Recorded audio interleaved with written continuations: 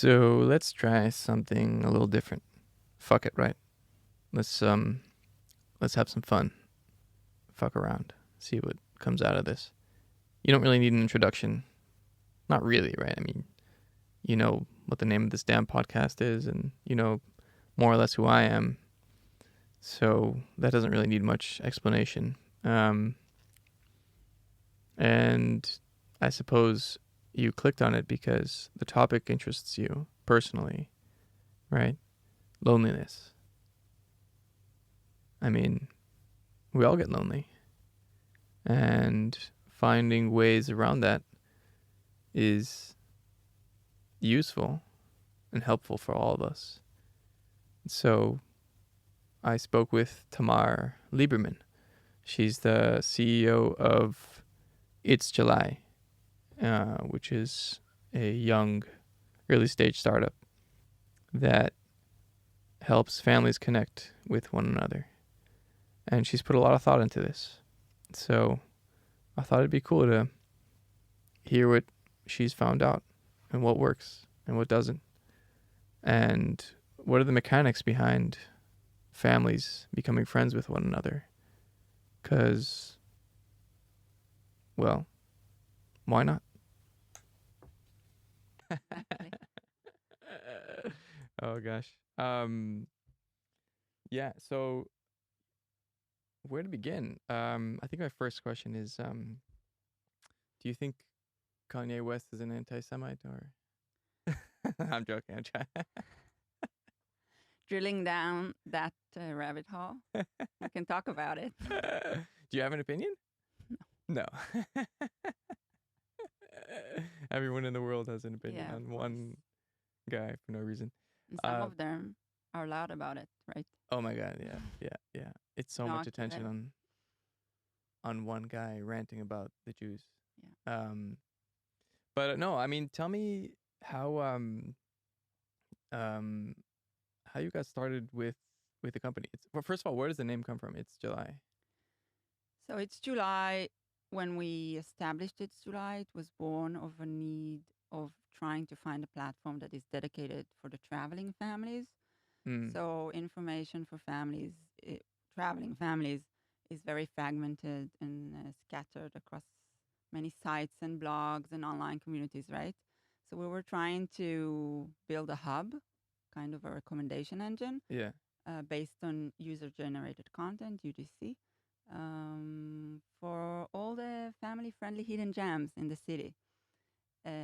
July is the first month of the summer. It's summertime, happy time, memories time, vacation time. Yeah. July.com was $500,000. It's July was two. So it became $2? yeah. Oh, there you go. Finally, we get to the real reason. No, yeah, and I guess that's also the time when all the families are off, right? Yeah, exactly. Yeah. It's kind of it if you think about Monday, it's kind of the same Okay. concept. So, and what was the inspiration for the company? So I'm a mother of four. What? Um, How old are your kids? I have kids from 6 to 18. Whoa. Yeah, Whoa. yeah. Okay. And living in the city, but traveling a lot. Um, As a family or as just a you? family. Yeah. Yeah, so we What? travel a lot. How come? What explains that? You just like to travel? We like to travel. My partner was traveling for about 3 years before we met. We did a road trip in Australia. We did backpacking in Mexico, Wow. and Wait, also you backpacked with 4 kids No, through? Oh, I only had one when I did that. okay. But Okay, still. yeah, My God. um, and it's really difficult to find information for families. Yeah. Really difficult, Yeah. and you can filter on TripAdvisor, for example, but Yeah. you'll get box standard results. Why is that really hard to get information for families? I'm trying to think about it in my head, but I think families as a segment is really untaken care of. hmm. So it's always another filter, but it they don't have dedicated platform tailored to their needs in many different Yeah. um, So what, for example, what's missing when families are looking to go travel? It's just getting, the cool places, the local places, the where you can have high chair for your children, or Mm. it's easy to walk, a nice playground. Think of the new playground in Neve Tzedek, for example. Yeah. Tourists don't know about it. Mm. I don't Um, even know about yeah, so it. a wooden playground, a hidden wooden playground, Mm. where you can find the local families and a local cafe. At the end of the day, most of us are going always to the tourist traps when we travel, and the new trend of traveling is to find experiences and local experiences and feeling like a local and traveling with a local and Yeah. all of those trends in traveling. And really, I think also feeling the culture and drilling into the community that you Yeah. visit. But And I when mean, you do it when you do it as a family, it's much more harder. Um, so you have 4 kids. I have 3 young boys, and every time we go on vacation, there is this sort of dread of like, okay, we have to entertain these little monsters, for 12 hours a day, right? So we've got to find activities for them. Like that's sort of the main concern when, let's be honest, my wife does all the planning. Um, and that is right. There is no sort of centralized play. Like you really have to Google search that, which is fine, right? I mean, you usually ask a lot of questions on Facebook groups right. that are relevant, or just search and read.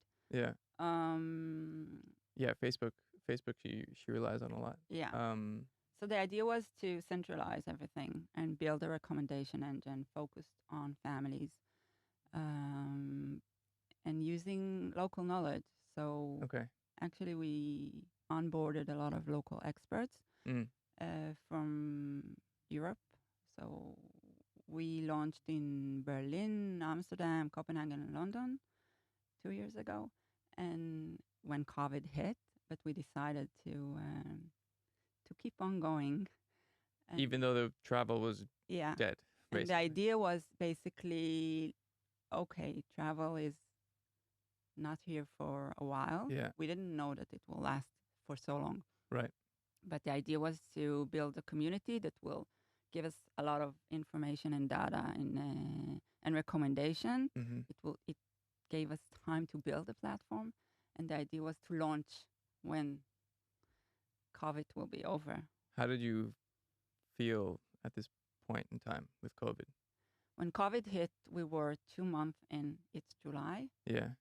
It was difficult, very difficult. I think for 2 weeks we were shocked. We didn't work, we didn't talk. Wow. And then we understood that this can be an opportunity because a lot of companies will not survive it. And maybe we can rise from the wrecks Mm. and build something new. Okay. Um,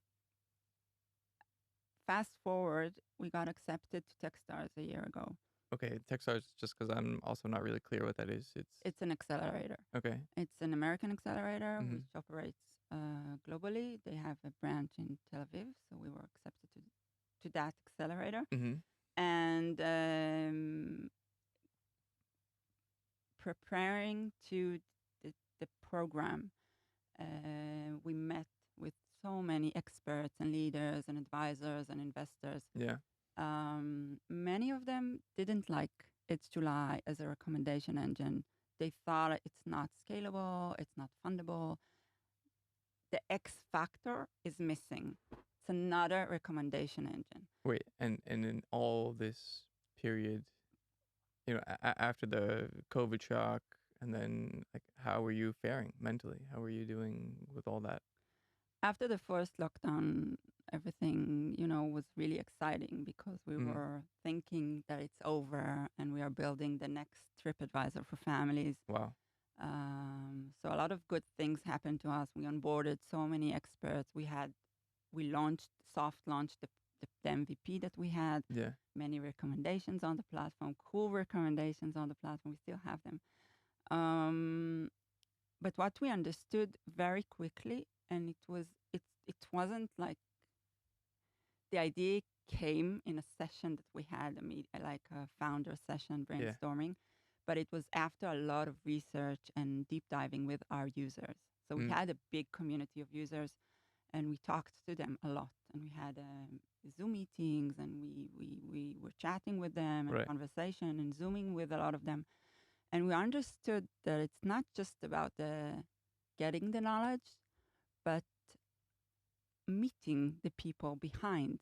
So not just understanding where is the cool cafe, but maybe I can meet you and Kobe with your 3 sons. And if I have kids at the same age, we can go together and my kids can meet local kids and understand more deeply the culture and meet new friends and um, new lifestyles, Yeah. and that can be much more interesting as a family. And we felt like it's building a new category Mm. in the travel industry. So we pivoted and basically parked, I can say also maybe threw away the platform that we have built for about a year Mm-hmm. and relaunched the product. And what we did is, it was last summer, so the summer of 21. So again, skies are closed, no traveling, no international traveling. Yeah.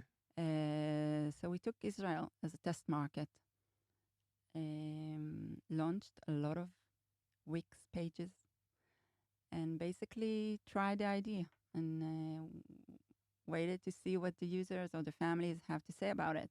And it was crazy because families didn't stop registering to a Wix page. There was Really? no platform behind it. The matching was manually, so everything was basically driven to an Excel sheet, Yeah. and we were doing the matching according to the ages of the kids, hobbies, and so on, location. Um, Wait, and you were manually matching families? yeah, and then How? calling them or Wow. opening a WhatsApp group together with them, Oh my and God. You personally were everyone in the team was how many doing that. people We are are 3 co-founders. so the three of you were Yeah, oh my God. yeah. And so we quickly understood there was something and began building. It's July from scratch again And what was the as a matching something? platform. What was the something that The, the you discovered? something was a lot of families registering with almost zero budget to the platform, so hundreds of them. Mm-hmm. Um, No, but what was driving them to register? meeting new families, new friends. As we published it, it was more of introducing our family to a new culture, a new lifestyle. So it was still about the traveling. So I, as a family, went to a family in Klil, in the village Klil, that built their house out of mud, and we had a tour in their house, and we Wow. had a mud workshop and so on. But there were all kinds of experiences happening between families, planting and going to a hike together, or having a fire pit together at a moshav near Kfar Saba. Yeah. All kind, picking avocados and mangoes, kayaking through the Yarden with another family. So there Wow. were all kind of experiences happening between families. And the idea was to launch its July back again in Europe after building the platform as needed. And we did so. Well, the Omicron gave us again another stop, but we relaunched it July in April, so April 22. Okay. Um, Which feels like 100,000 years ago at this point. yeah, but again, I think that the fact that we exist for 2 years, but with this product relaunching just half a year ago, Yeah. it always felt like we are Yeah. starting over or in the beginning. And what we discovered when we launched in Europe is that families don't use it for traveling at all. So 90% of our families were asking to be matched with another family locally. Mm. And then we understood that we are solving a different problem, Right. and Which is which is loneliness for families. not crazy. crazy. There's people everywhere. It's hard for us, I think, as Israelis, maybe to Yeah. understand it, the concept. But loneliness is a epidemic, right? A health epidemic all over the world.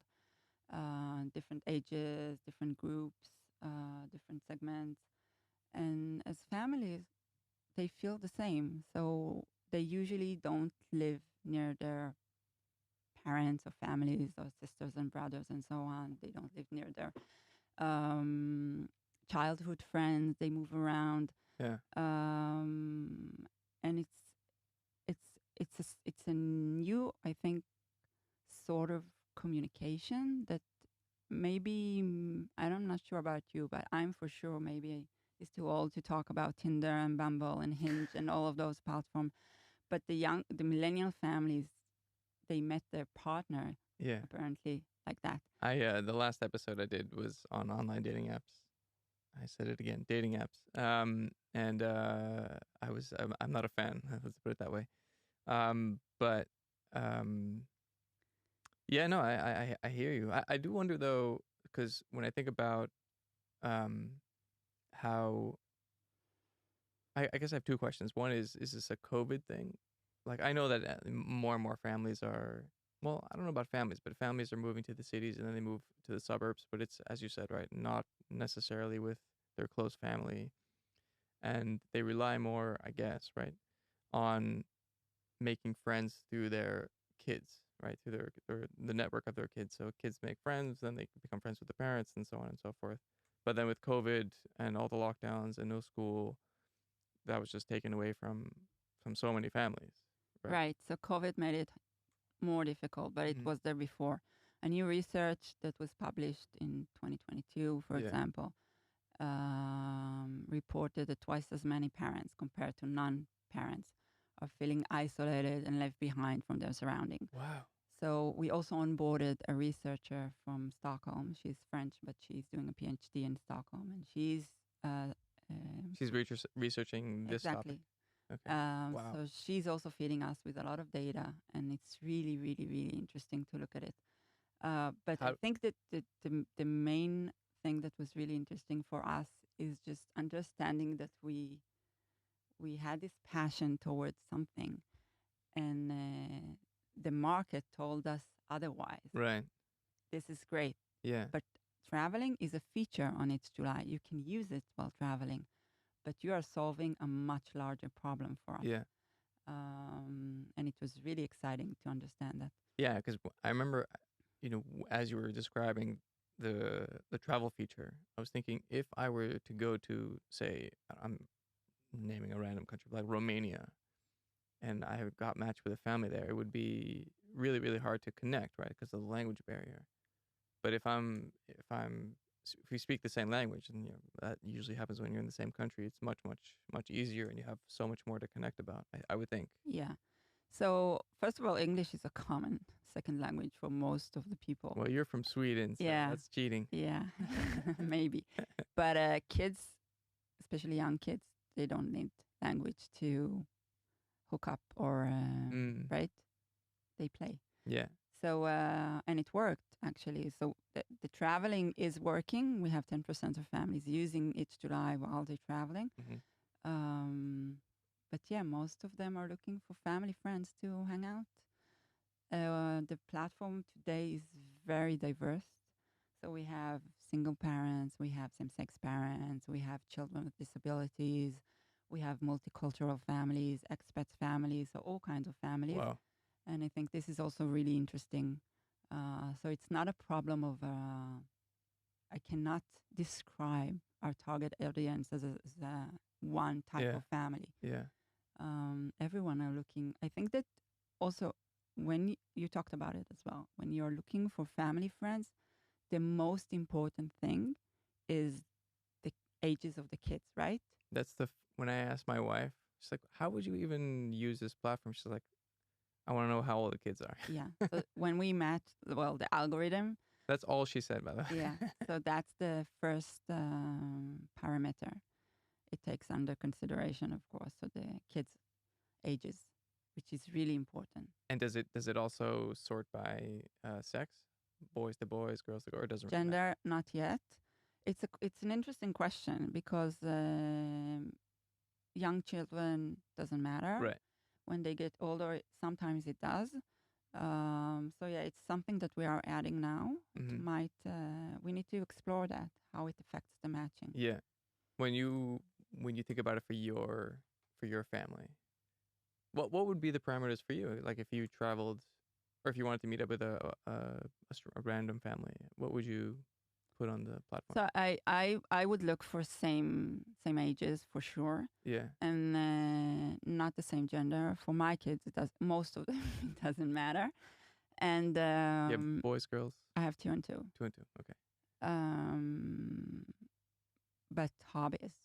So I Mm. would look for like-minded families, and most of the families are looking for that. So I can share, for example, that a lot of families share a lot of information about themselves in order for us to better the match. So they share about the languages that they speak, Mm. and they share about the hobbies of the kids and the hobbies of themselves, and if they like to travel, or they are homeschooling their kids, or they are nomads family, or Wow. they are enthusiastic about Minecraft. So anything that that is important about your family, or they like to not to do sport, or to swim, or Yeah. to surf, or anything.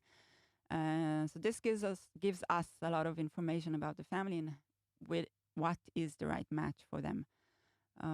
What do you think that their families are trying to broadcast when they share all this It's information? interesting because I think what's interesting in It's July, and I'm flattering myself, but again, it's I think the first platform that has an ambition to create a family profile. So you're not talking about a personal or solo profile like in LinkedIn, Facebook, Instagram, and so on. Mm-hmm. It's Mm-hmm. a family profile. Yeah, it's so crazy. So you could in the future have many entities entering the same profile, right? Yeah. And it's a place to showcase your family. So and you want to do it right the best you can. Right. Right. So the best pictures and the best data, and it's interesting what families are sharing about themselves. But again, at the same time, they are very, very honest also.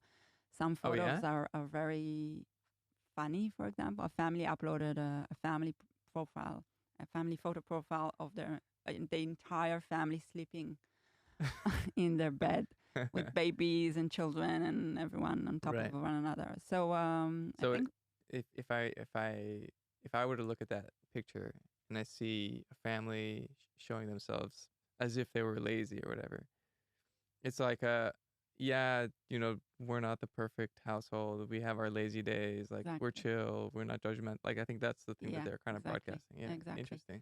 And again, Is think that of the common? to what to share. Like this sort of down to earth vibe. Yeah, Yeah. yeah.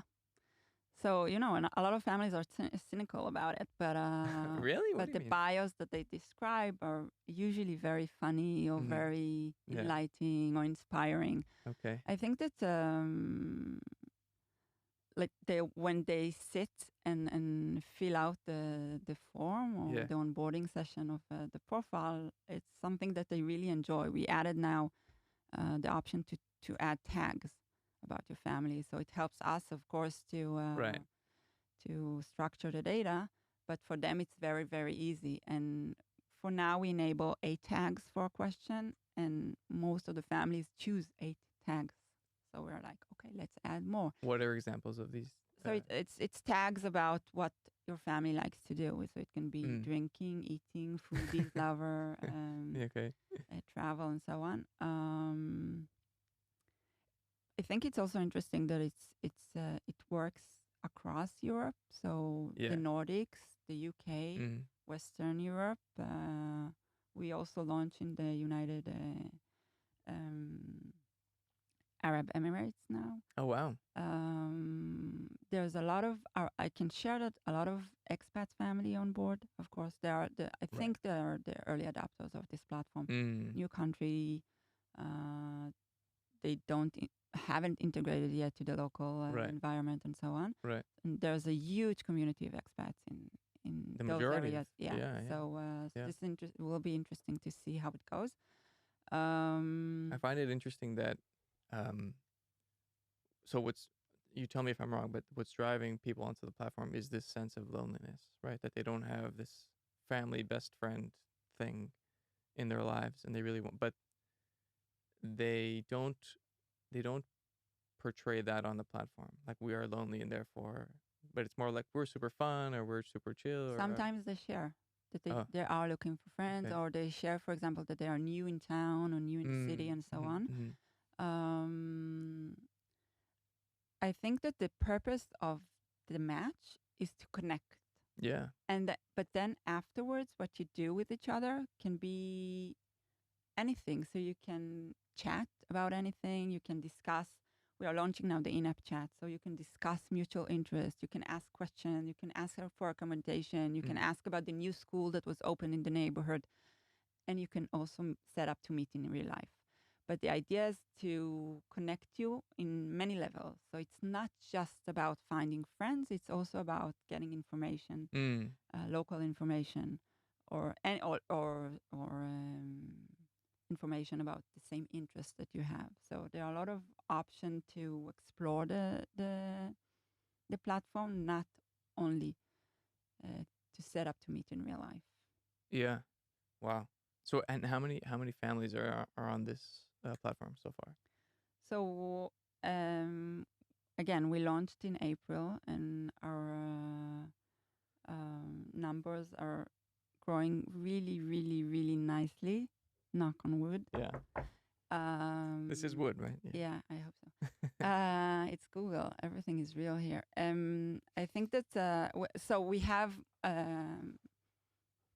thousands of families on the platform. Thousands. Yeah, and Wow. growing like. How do families get to know your platform?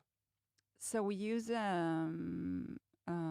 local ambassadors that are for now. It's the only channel that we use. They are spread across Europe, and they share about us. There are people like me and you that really liked the idea and the vision and the mission that we are after. So they joined us, and they share about It's July on social media, Mm-hmm. on Mm-hmm. Facebook, Instagram, and so on. Yeah. And they bring traffic. How deep how deep can you explore the connection between families? Like, so for example, there's this one family that ours is very close with. We even talk about moving to a small town together, Oh, wow. and yeah, it's crazy.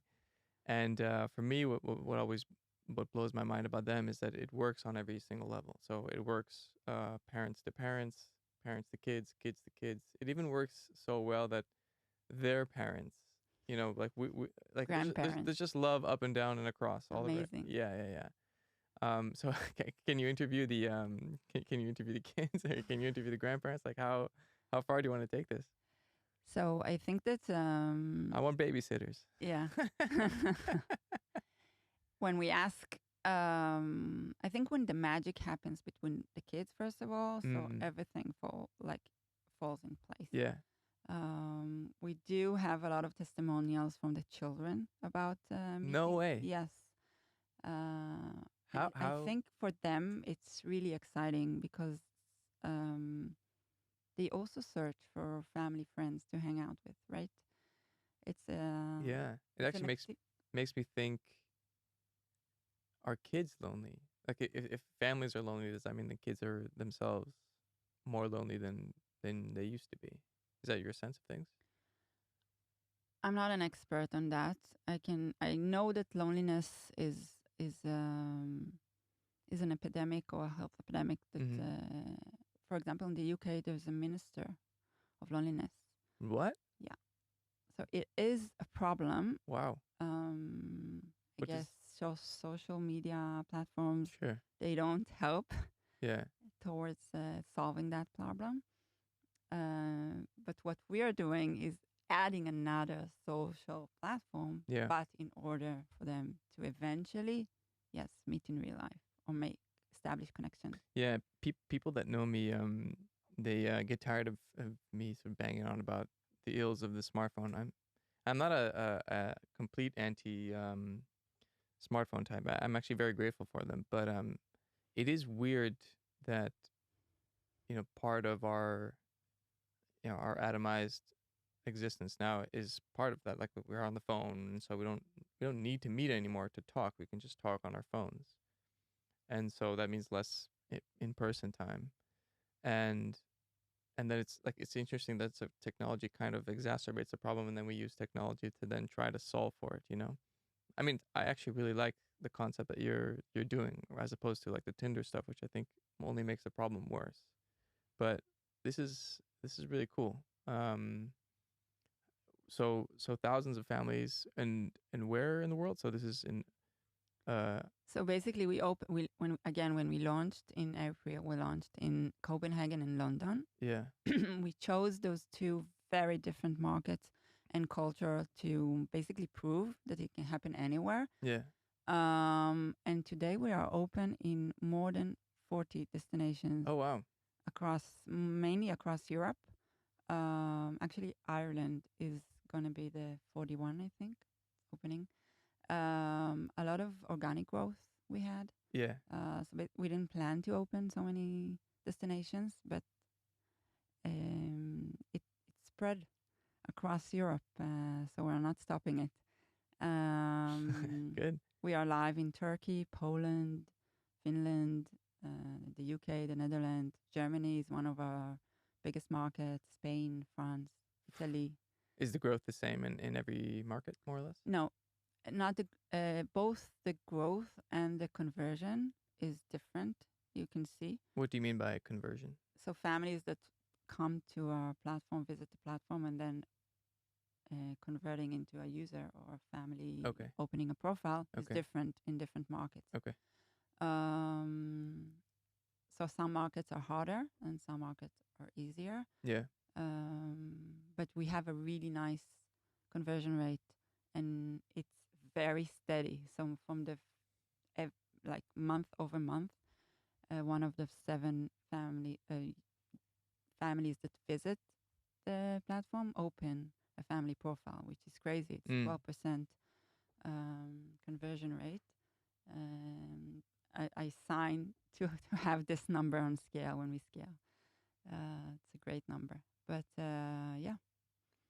And the idea is to move to an app. So we are a web app now. And adding all the features that are still missing. Yeah. What's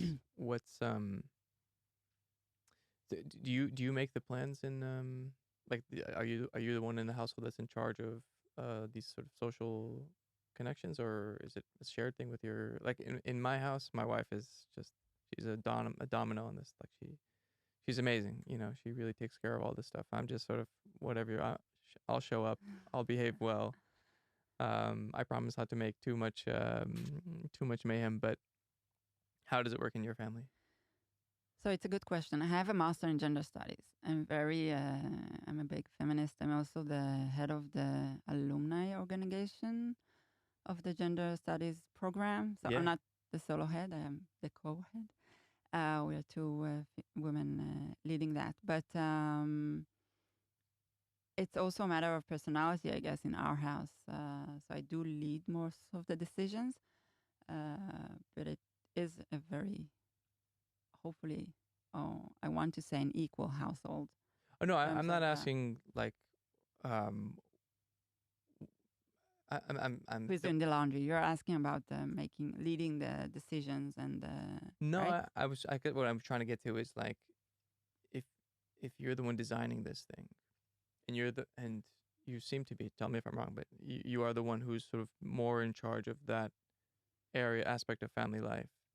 So what are the things that you have noticed that aren't on the platform yet that you wish were there? Like if this was tailored to you, what are the kind of things that you would want to add? So maybe chatting in more larger groups. So for example, I connect families one-on-one, but maybe if I connect, like I match a group of families that has the Wow. same interest, or maybe they live in the same neighborhood, they can benefit from one another doesn't need, they don't have to meet, but they can maybe have similar advice or recommendations for each other. So this Like is something that we are exploring as well, maybe adding like for a group chat. for what exactly? 'Cause Like, again, give if me there's a real world example. so there's a new, I need to send my child to a new kindergarten Okay. or find a nanny or something. Mm-hmm. So I can ask based on destination a family that is like-minded like me. So we will Oh have this wow. same Mm-hmm. values and so on, or Yeah. looking for the same thing in a kindergarten, and then I can ask a group of Right. people and not just random Right. Facebook Exactly. groups. Facebook. Yeah, There's no screening involved. It's exactly, just whoever opines, exactly. and you kind of have to So do more yeah, research after that. Okay. so the matching is really important because then I can ask again people that I feel are like me or have we share some mutual things between us. Right. It's not, for example, it's not the first child, it's the third. So maybe things are, you want it to be near the house because life is hectic. So there Yeah. are kind of different categories that you take into consideration. Yeah. So there's a lot of things, or our children loves Lego, and there's a new Lego in Amsterdam, a new company that was established from wood, and I want to ask about it. And there's another family from, I don't know, Helsinki that want to ask about. So there's a lot of things that we can think about that can be interesting in Yeah. a like-minded group Yeah. chat.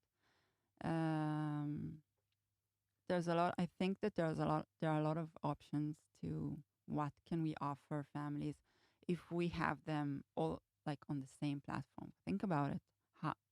There are no platforms that are dedicated for families. Right. Crunchbase just shared an article. It's a new article. It was really exciting for us to read about it because they shared about a new category that is now growing, which is for families, and it's called femtech. So not femtech, which is female, Yeah. but femtech, family tech. Okay. And it is a category that is really interesting because it's a huge market. Families don't have a lot of dedicated platforms Yeah. that are tailored to their needs, It, as we said. so there's this right what you're doing. What other kinds of things would fall under that umbrella of fam tech? So a lot of solutions that requires, for example, babysitting. So there are a lot of Mm. in the States platform that are trying to tackle that. Tackle the driving to after school activities. So there is now a new platform that is doing carpool Mm-hmm. Really? between parents actually from the Okay. same area. This makes sense, right? I think you should just buy all these companies. Just put it all in Yeah, this July. exactly. Interesting. Think about it. Why not? Yeah, it should be on our roadmap. Can add it. What did that person at Techstars say to you? Like, what's the so what factor or something? The X Factor. Here's your X factor. Yeah, Just own the whole yeah, space. yeah, yeah. Interesting. Why not? Yeah. Actually, once we establish this hook for families as a matching platform, we can think of a lot of solutions that we can offer them. Yeah, of course. Yeah, hell yeah. It's just, I mean, again, I'm kind of my wife. She takes care of most of the planning. But I do know that inside her mind, there's a million things going on about what to do and how to arrange, and on top of, working and all that stuff. So yeah, I can imagine a little bit of help from an app or something to help you sort that stuff out would be very useful and very popular for a lot of families. Um, you mentioned that you have a master's in gender studies, right? What is that exactly? Like, is it just the people like me are the devil and or what's the general thrust of gender studies? Just like how there's inequality between the genders and Basically, you put on the gender glasses and then look at everything through that perspective. Okay. So you examine history, art, law, Whoa. any discipline, and with the glasses of gender. And Okay. it's a really eye-opening Yeah. degree. Highly recommended. Yeah. Are you still involved? You said, right? You're Yeah. in what capacity? Are you teaching? No, I'm not teaching. It's a volunteer organization that we established for alumni. Mm-hmm. And I think that choosing to study gender in first degree or master, um, you come out with after the degree with a lot of passion, but also anger about, like, once you put the glasses, you can't take them off, Mm. and then you see inequality in a lot of spaces around you. So we are trying to, first of all, have this connection and talk about it between us, and then do actions. So it can be an activity towards something that we are passionate about, or also getting involved still in the academic world in terms of still reading academic researchers and so on. So once you step out of the university, you are Yeah. not familiar anymore with all the materials, the new materials. Yeah. So this is just an example. We organized a book club that we can meet with teachers from the university and get the hottest information about gender and still be involved in that way. Again. Okay. So basically, you get the tools and the language that can speak the gender inequality in the world, and then use it as you wish. When I mean, so you're obviously a founder. Your co-founders also are all women, right? Yeah. I remember I did an article once. I used to be at Bloomberg News here in Israel, and I did an article, a short one once about women in tech, Mm-hmm. and the numbers were, they were pretty lopsided, right? I think it was something like 10% of companies, startups in Israel are founded by women, I think, or at least had one woman co-founder. Yeah, the numbers is, yeah, it's lower, but yeah. Yeah. So is there like an added motivation for you to, or you're really passionate about this, and it's just a It's not that I chose in purpose to onboard female founders with no, me. I mean what you're doing as a founder yourself, right? Is that sort of go hand in hand with what you studied and the classes that For sure. yeah. For sure. It's embedded in me. So it's like I use it every day. I think that I'm also involved in Yazamiyot organization. What is that? It's an organization that it's a community actually. Again, volunteer that was established by Hilaw Wilbrenner, who is a serial entrepreneur.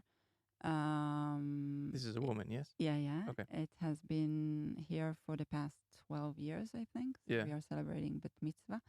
But it's basically promoting and giving tools to female entrepreneurs in Israel, tech entrepreneurs, at any stage. It's a community of, I think, nearly 7,000 females. Again, some of them are just dreaming of being an entrepreneur or have a great idea and they want to get the knowledge how to move forward. And some of them are after an exit or two. So it's a really interesting community, and we do a lot of interesting program. One of them was actually with Google for Startups. So they had Google for Startups for moms Mm-hmm. that were on maternity leave. So they met and once a week, I think, and so on. And we have programs with AWS and Microsoft, Yeah. and all kind of programs to help and promote female entrepreneurs. What makes it so, well, besides the fact that it's just extremely difficult to found a company and run it and make it a successful one. I mean, the your start to It's July sounds pretty rough. But you persevered and you kept on, and here you are. Um, what so besides the fact that as a baseline, it's really really hard to found and run a startup. What else is it that makes it so lopsided, the numbers between men and women, do you think? So there are not a lot of role models. So when you Mm. don't see them, right, you don't think about it as an option. And then Do you try to model yourself as someone like that for other women? Is that why you're involved in these? I'm not trying to, but yeah, seriously. Yeah. I hope to be one. I hope I am now. I myself look at other female founders. Who are your role models? So I usually look not so far, but close. So if I'm doing a seed round, I will look for female founders that are on A round and B round, and I will talk to them and get the real tools.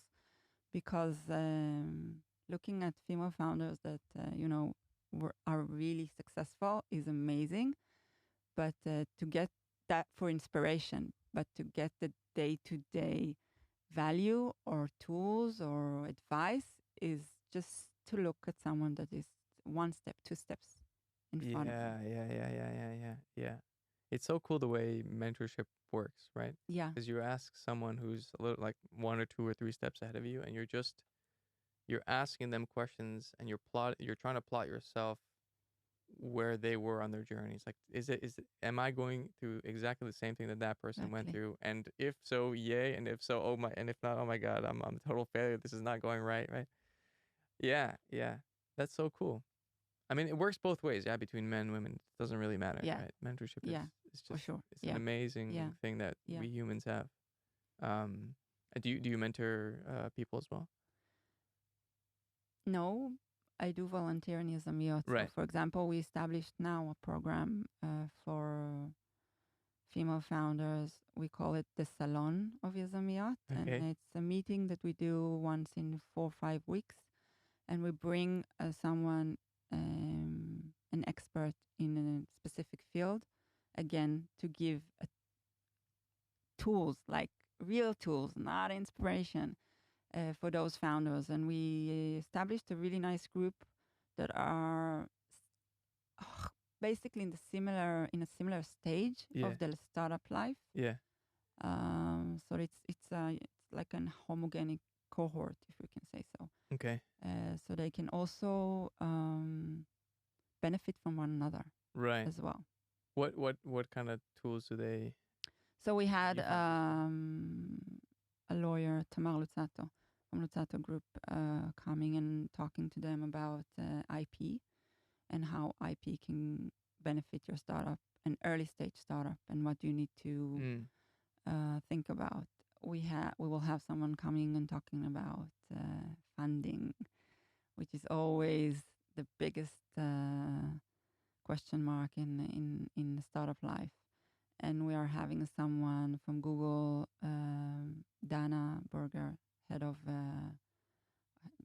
Ways in Israel. Yeah. She will talk about the transfer between a startup to corporate. Yeah. Tools of UX UI, so all kind of tools. But correct me if I'm wrong, but none of that strikes me as having to do with differences between men and women, right? Like funding is just a pain in the ass for everyone, right? Or am I wrong? You're wrong. I'm wrong. Okay. So the numbers for funding, I just shared a post about it, is really low for females. Yeah. In general. Okay. But if you deep dive into those numbers and you look at Black female founders, or if you look at the teams, so for example, as ours, all female founders team, the numbers drop really seriously. Really? So yeah, it is a barrier. And if you look at the investors, there are not a lot of women there, right? Right. But is that a It's not that they are biased. Yeah. But they are. In terms of usually, when you sit in front of someone, you would, I think people invest in people like them. So they used to, Yeah. and also I think that again, there are not a lot of women coming there or heading to the funding race because there are not a lot of female-led startups. So I take a I take a romantic view of venture capital investing. I know that it's not like this in practice, but the ideal would be, they always say it's about the people, right? Yeah. And like it's a cliche, but if you drill down into that, it's not necessarily the people, but it's the virtues that they embody Yeah. and then they put into practice when they run their company. So it's honesty, it's responsibility, it's generosity, kindness, like all these kinds of things. So they really care about their customers. Like these are things that are going to propel you to be really successful. Perseverance, right, which you showed. So when you say that these investor types, they invest in people like them, one would hope that they would invest in the people who embody the virtues that make wonderful people, right, regardless of sex. But you're saying it doesn't work like that. It also, I think, also relates to the verticals or the experience. Hmm. So in Israel, for example, the ecosystem is very deep tech startups. So if you go out, I just came back from Slash in Helsinki, a lot of investors and VCs that are very enthusiastic about consumer, for example. Okay. Us. But here in Israel, the ecosystem is really focused on deep tech, cyber, fintech, and so on. Right. So, and in those area, if you look at the numbers of female that are, Yeah. have the experience in those area, the numbers again are low. So think of a female founder establishing a cyber tech startup. There are not a lot of them. There are, but not a lot of them.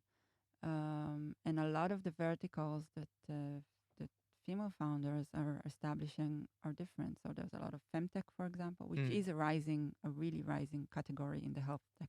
What is Interesting. What are examples of femtech?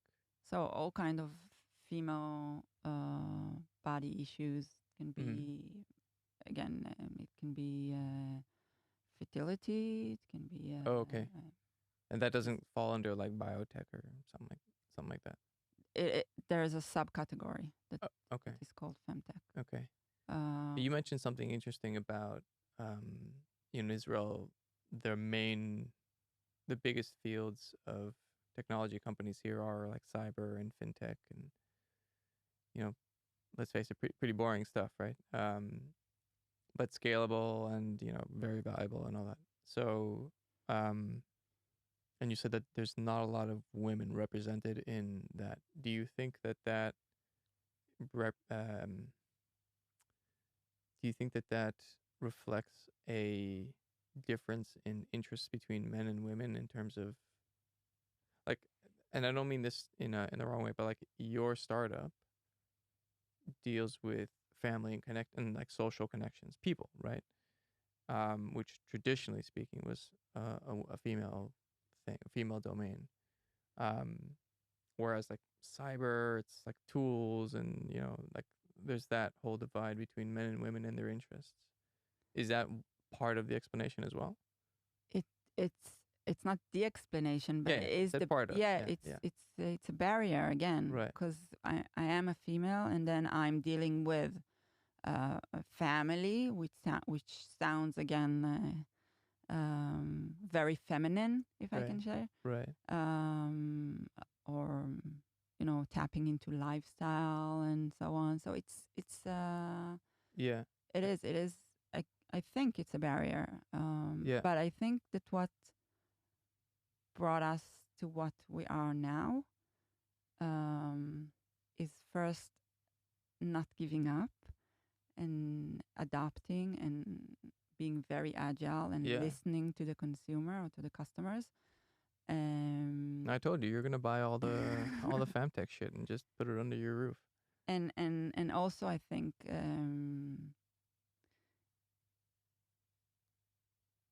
it's interesting for us to build this category. So we like to being a pioneer in that category is exciting. Yeah. It's hard, but it's exciting. It's kind of breaking this barrier that you just shared, Yeah. or the boundaries between what's relevant for a female founder or what's not. Oh, I don't want to phrase it like that. I mean, I think everything is relevant. Yeah, I know, Right. but the assumptions that we have Mm-hmm. towards that. So if you Yeah. think of a social platform for families, immediately you will imagine maybe a female founder. Do you think that there's a way to equalize, that discrepancy of men and women in fields like cyber and fintech, and then on rise, in Right? fields Go like, back to the education, the yeah, army, which is really an important step in the civil life of an Israeli person. So it goes back really, really back to the education, early education even. yeah. So I'm just curious, but in your mind, the Israeli system, and let's just focus on this one for a second, drills into the heads of young girls and young boys, you do this and you do that, and 100%. then from there on the trajectory is set, and it's, 100%. yeah. You don't think that kids choose their interests, or their interests choose them in a way? They do. Some of them are very persistent about it, Yeah. but society gives us so many feedback about what's wrong, what's right, what you Mm. should do, what is the right channel or the right path for each one of us. Um, That's definitely true, especially as a startup founder. How many people thought, you, Tamar, you're crazy? Still, So, most of them. how do you deal with that? Um, I think I kind of like it. Oh. So, but it's again, it's a profession that I chose. I chose to be an entrepreneur. I could choose to be a doctor, an engineer, a teacher, anything. Yeah. I chose this profession. It's a profession. It's a crazy one, but this is what it is, and I like it. Yeah. And I think I'm also good at it. So I was a lawyer in the beginning. Oh yeah. For a few years, I studied law in Tel Aviv University. How? What made you decide not that wasn't for you? I think what made me decide that it is for me in the beginning was wrong.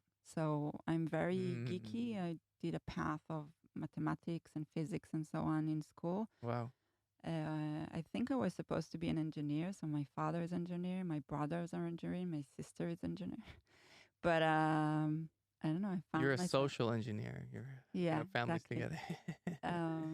But I Okay. found myself in studying law, and then I quickly understood that it's not the place that I shine, I think. Um, yeah, and moved towards entrepreneurship. Yeah. You are also an entrepreneur, what you're doing. So it's like having initiatives and just, executing them. All right. So let's have a meeting of the souls for a second. What is, you know when you think about all the problems that you have to solve every day, right? It's a pain in the ass. What and you wake up in the morning, it's like, okay, I've got to do this, and no one else is gonna do it, right? What gets you out of bed in the morning to say, fuck it, I'm gonna tick all those boxes today and then some? So first of all, my kids. Me too. And again, the alarm breaks at 6:30 every morning. I need to go out of bed, right? No one will take them to school or make their lunchbox. But yeah, so Oh, your first, kids get you out of bed, I see. yeah, yeah. But Okay. but again, family life is really important to me, and I do try to balance. Um, I love being a mother. Yeah. I was a mother at a really young age, and I really like being a mother. But I think if I look at my startup, first of all, I'm not alone.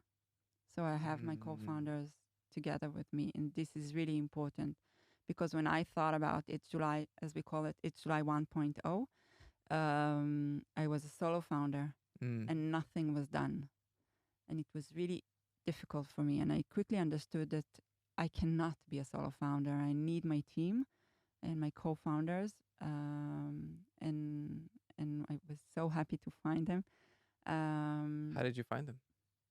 so Tal, the CMO, Tal Narkis, she was a mother to Healy, which is a friend of my Danny. So we are basically we're in the same kindergarten together.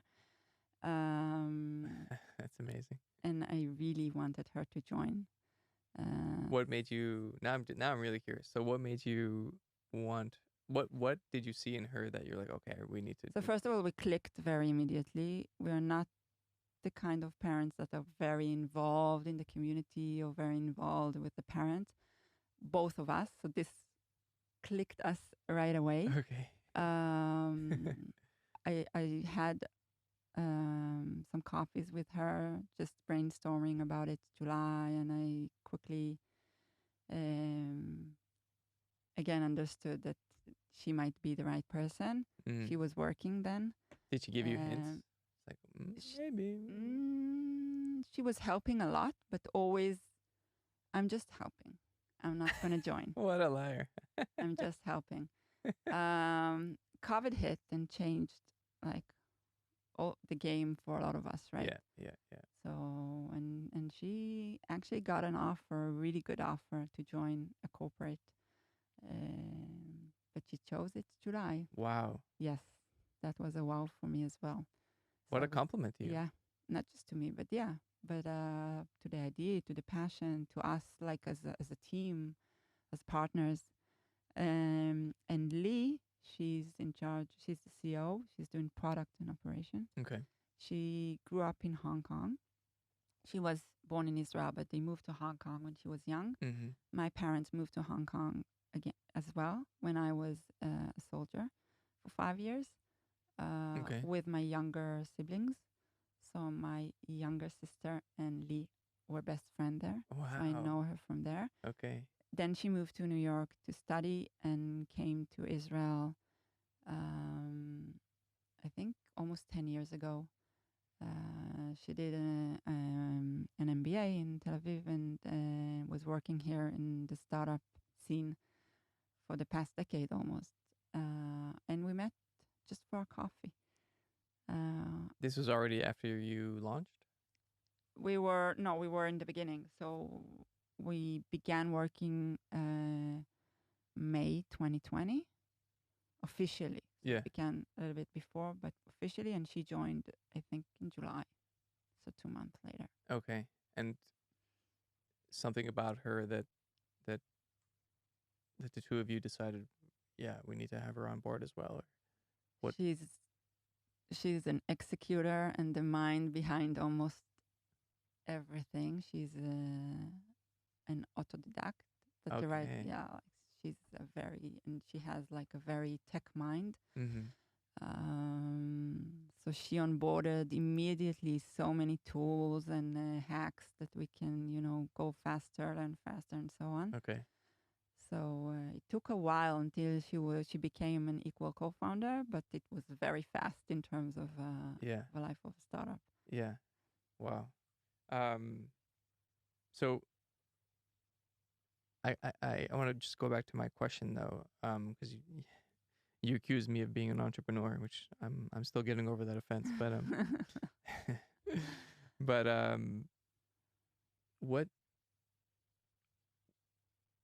what drives you? I mean,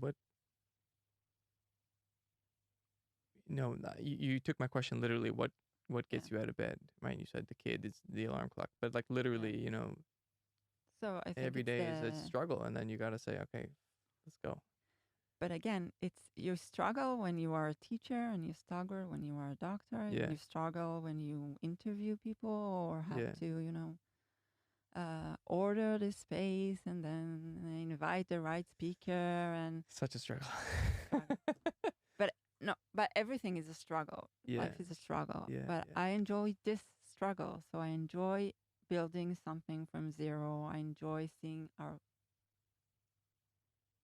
maybe when I can share that almost every night. So we have a dashboard of our users or families, and I go in like many times a day. But during the evening before I go to sleep, so it's not in the morning. Yeah. I go over the details of the family, so the profiles and the bios and the pictures, and you see real people like me and you joining something that I or we have built, and solving them a real problem and giving them value. Yeah. real value. Yeah.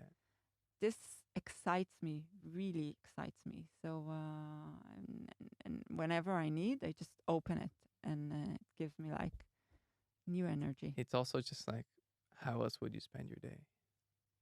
Yeah. You know, when you have that kind of feedback, that's, Yeah.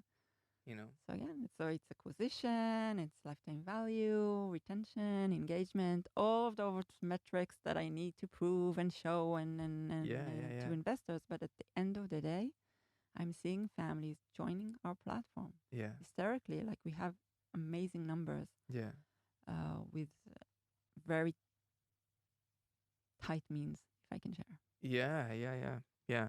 It's funny because when we first met that random day, last week was it? Yeah, 2 weeks ago maybe. Just for the benefit of the Yeah. listeners, also, so I had booked. Speaking of struggle, I had booked a session. Last minute cancellation. I needed someone to talk to. I need someone to talk to.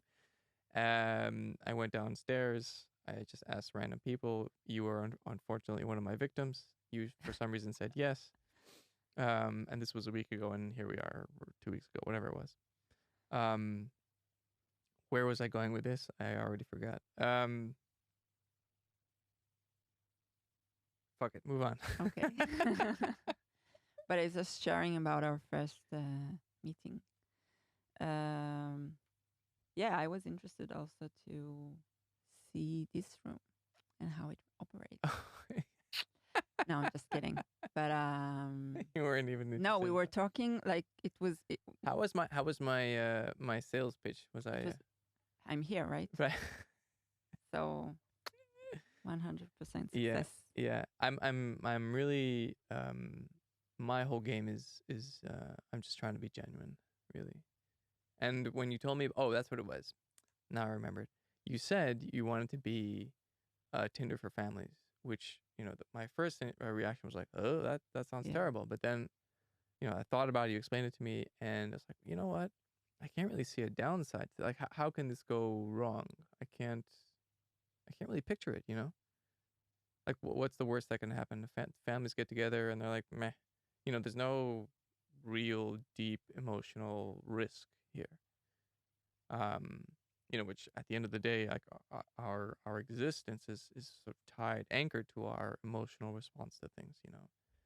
And we try to move away from the things that make our existence unpleasant, and we try to move more and more to the things that make life enjoyable, right? And so if you like a Tinder, you go on a bad date, you can come home feeling, holy shit, I'm never gonna find love, this is horrible. And that's the benign version of things. Like, it can go really, really wrong, right? Really, really wrong. But this, it's for me, it's like there's probably only upside with this, no? That's a good point.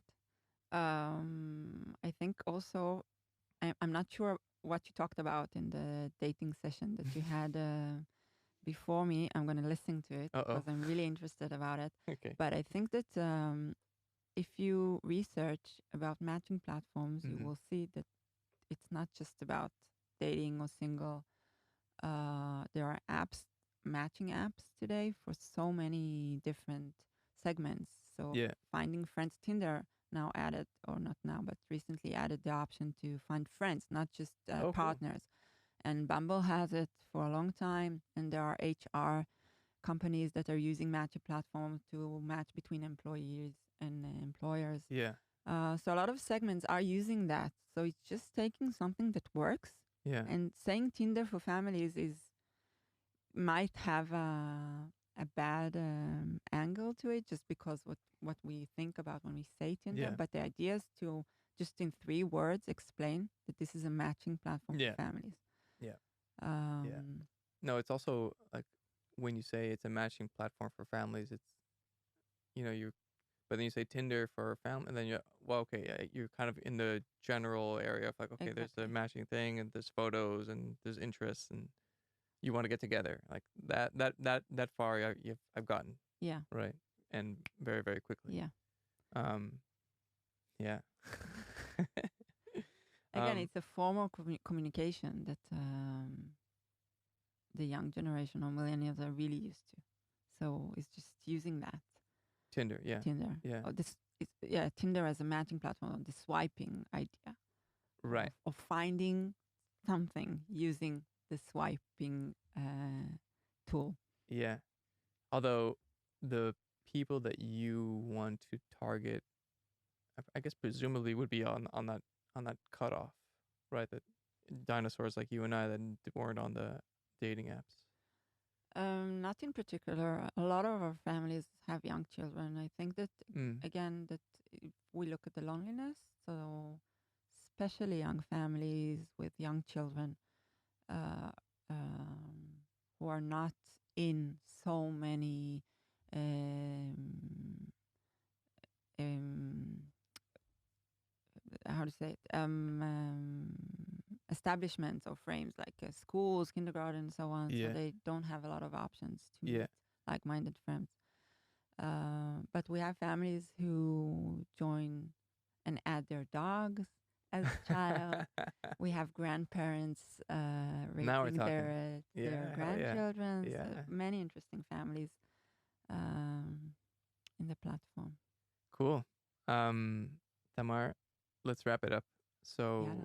I just want to say thank you for first thank you for talking to this psycho a couple of weeks ago. But no, this was fun. And I wish you good luck. Thank you. And thank you for inviting me. No, of course. My pleasure. Alrighty.